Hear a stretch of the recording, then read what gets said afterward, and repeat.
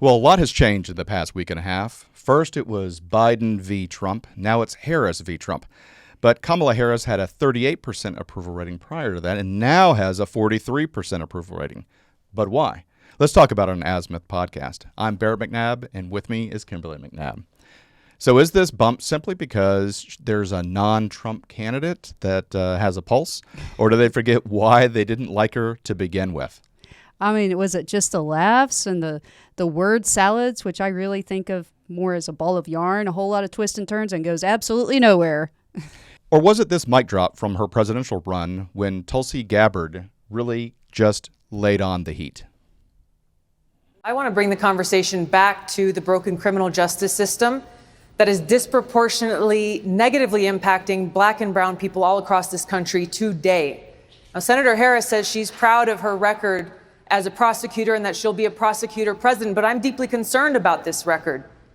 There are too many examples to cite, but she put over 1,500 people in jail for marijuana violations and then laughed about it when she was asked if she ever smoked marijuana. She blocked evidence. She blocked evidence that would have freed an innocent man from death row until the courts forced her to do so. She kept people in prison beyond their sentences to use them as cheap labor for the state of California. And she fought to keep cash bail system in place that impacts poor people in the worst kind of way. Just to be clear, this was from the 2020 election. She got 0 votes in delegates for that. She dropped out because her polling was so low even before the Iowa caucus. Yeah. So and then 2024, she has also gotten 0 primary votes from any human being on the Democrat side at all. I mean, and so she is going to be the Democrat candidate for president where she has not received a single vote from a Democrat human being in the United States. Yeah, I mean, it's just incredible. I mean, even BLM is upset about it. Yeah, but now she's even using the prosecutor versus felon spin. So let's go ahead and talk about a record. Yeah, so Tulsi Gabbard mentioned that people were locked up for marijuana, charges. Now, I heard an argument on a podcast earlier. So when people get arrested, there can be strikes and points. And so, like, if they have enough offenses, they have enough points, and they can argue stuff down. So by the time they finally do get stuck in jail, like, oh, well, it may look on paper to be a lesser charge of pot, but they may have a whole bunch of other criminal offenses that led up to it. So that is an argument that, could be made against the whole, oh, you locked up people just for using pot argument. Now, I do want to point out something very disingenuous that she said one time. She, was like, oh, yeah, I used to smoke pot while listening to Tupac. And I'm like, well, you got into the bar, you passed the bar exam in 1990, but Tupac's bestsellers were released in 1991 and 1993, 3 years after she passed the bar. So yeah. So, but let's watch the video where she's admitting that she smoked marijuana. Have you ever smoked? I have. Okay. Like and I inhale. I did inhale. Okay. It was a long time ago. So it's a long time ago, but still she's laughing. She did inhale, but she sent a lot of people to prison. But she also has a hard time relating to people. And a story I heard on Megyn Kelly's show in April 2022, she was invited to a news mogul's house for dinner, and Harris's anxiety was so bad that staffers had to hold a mock dinner. Not some speech to thousands of people or anything like that, or memorizing a Hollywood script. No, just to sit through a dinner, her staffers had to hold a mock dinner so she could get through it. I mean, just to teach her which fork to use. Or, I don't know. Honestly, I'm like, holy crap. But, also she likes to talk like, yeah, I'm on these streets, or, she grew up poor or whatever. No, she didn't. Her mother was a cancer researcher. Her father was a professor.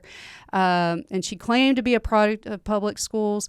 Well, in 6th grade, she went to a private Catholic school. I mean, she spent most of her formative years in Canada, not on the streets of California being bussed around. And at the high school she went to in Montreal, it was a very wealthy district. And so she's just having a hard time relating to other people. Yeah, I mean, in the 2020 presidential debate, didn't she call out Biden about, the racial districting and busing and that she was one of those little girls that had to get bussed around? Yeah, well, I don't know how many years she spent doing that, but obviously not very many with her being in Canada. And also, she's been coronated her entire career. Okay, she worked as a deputy prosecutor for Alameda County from 1990 to 1994, but then she met Willie Brown. Right.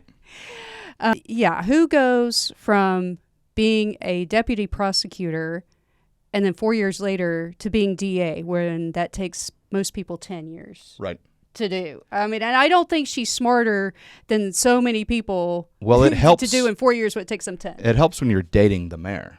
Another part of her record was the Safe Neighborhoods and Schools Act, endorsed by A.G. Harris at the time. It recategorized some nonviolent offenses as misdemeanors rather than felonies, such as shoplifting, forgery, and writing a bad check for, you guessed it, less than $950, and the use of illegal drugs below a certain weight. Now, the intent was that this would require money that was saved as a result of the measure would be spent on school truancy and dropout preventions and victim services and stuff. But guess what? The crime went up because if people are allowed to steal, they're going to... So it's saving no one money. It's saving no money. And the businesses close, you lose tax revenue. Oh, but, it's just another example of this leftist language, feel-good language. Like, oh, yeah, we're going to save money and we're going to put it where kids are off the street. No, they're going to be out stealing. Right. It's just a wolf in sheep's clothing. Now,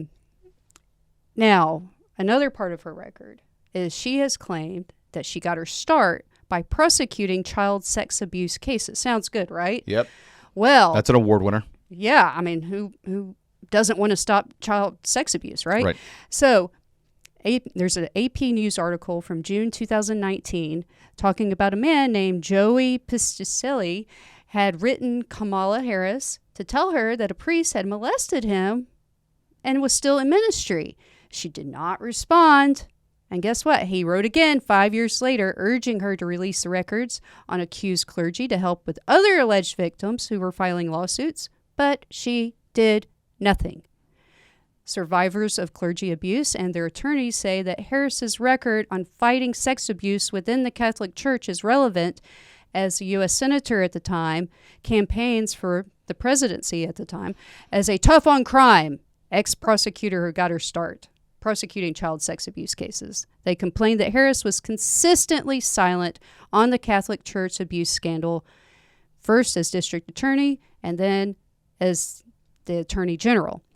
It claimed that she withheld documents regarding clergy sexual abuse from attorneys and used reporters to protect the identities of victims. Well, but I mean, you can do that without releasing the names of the victims. Yeah, you can just redact any information that identifies the victims.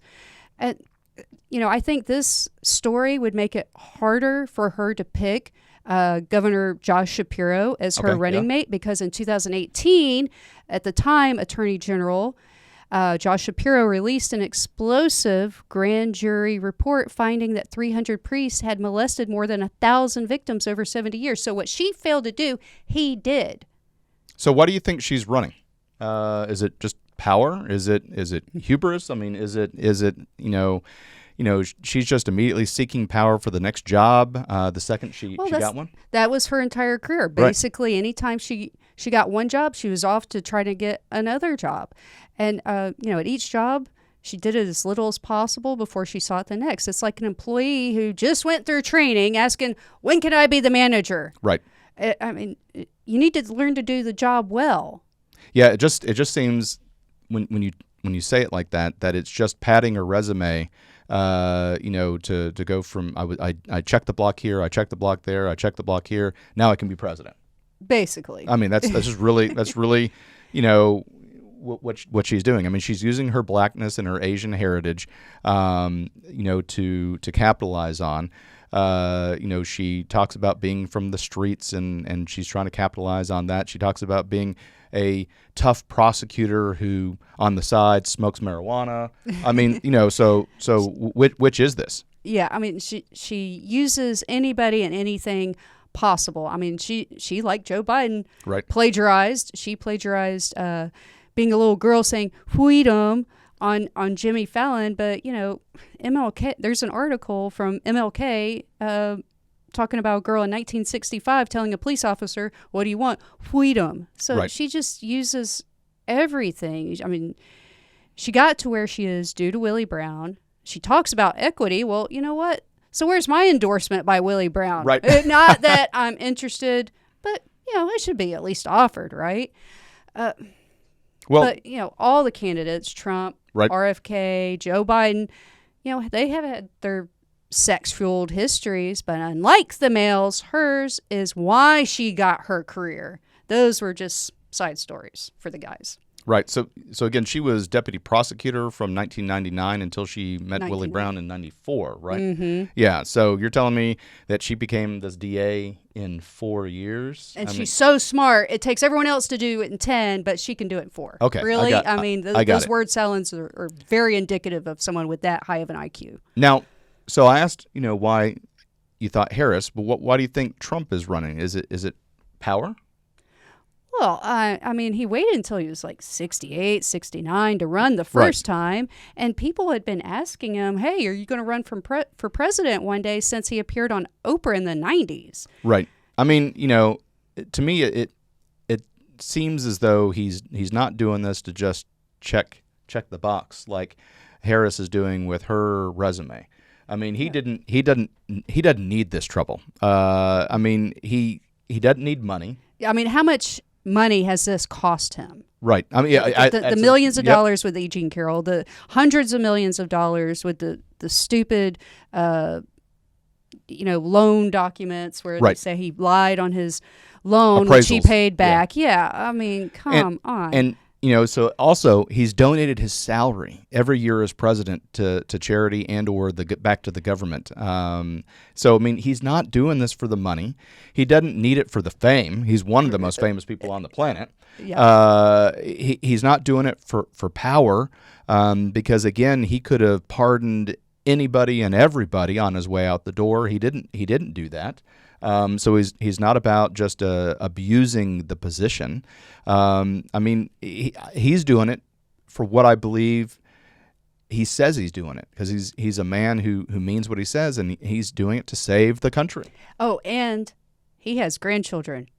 Yeah, exactly. So he has skin in the future of America. Exactly. He's got young grandchildren, and so he does. He wants to protect his children, his grandchildren. He wants to protect our children, your children as well.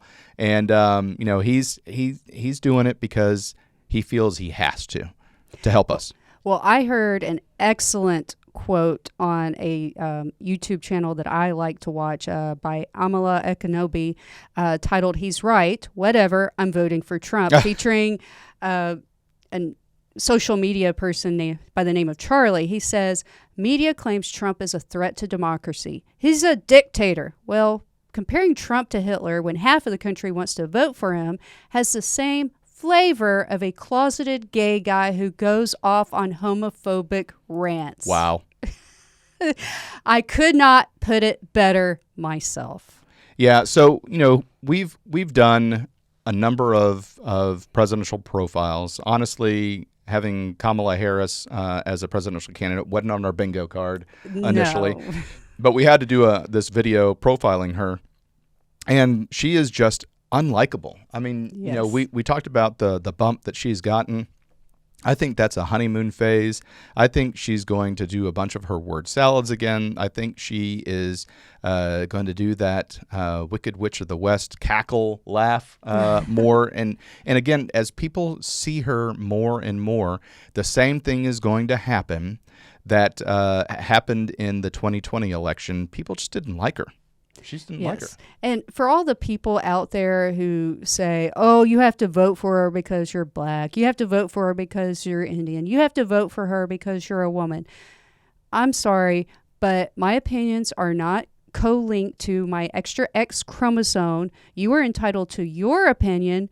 You are not entitled to tell me my opinion. It's very reminiscent of when Joe Biden said, if you don't vote for me, you ain't black. Do you really want someone else telling you what to think? This is a free country, free for thought, and we should be free of information. But as we've seen with the horrible coverage of the Olympic ceremony, they're scrubbing the blue Dionysus perverted Papa Smurf. They're scrubbing that from the internet. They're scrubbing the drag queens from the internet. I mean, it's very reminiscent of the Google Gemini, where they rewrote history. Well, deleting things is another way to rewrite history. Well, that's the thing is in 2019, Kamala Harris was rated the most liberal senator. Right, the most liberal senator, and the GovCheck website that gave her that rating has since sanitized it, and that has been removed. And so, I mean, it's just kind of this interesting opportunity of what is going to remain on the internet.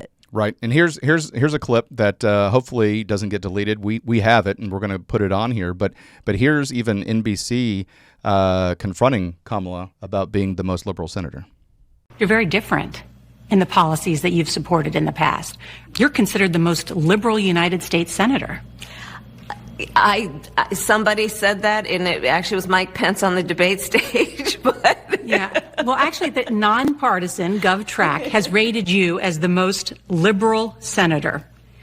You supported the Green New Deal. You supported Medicare for all. And look at that; she's dumbfounded.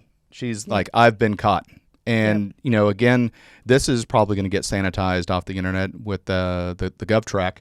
And I'm sad that that's happening, but the liberals, partnered with Google and YouTube, they are going to start removing information so that you do not get to make the best decision that you possibly could.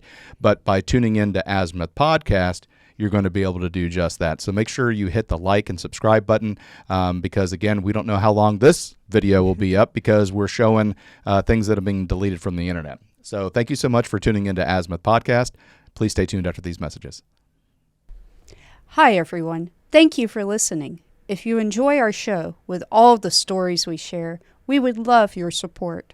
And it's as easy as clicking that subscribe or follow button. This will ensure you never miss an episode and keeps us bringing you these important stories.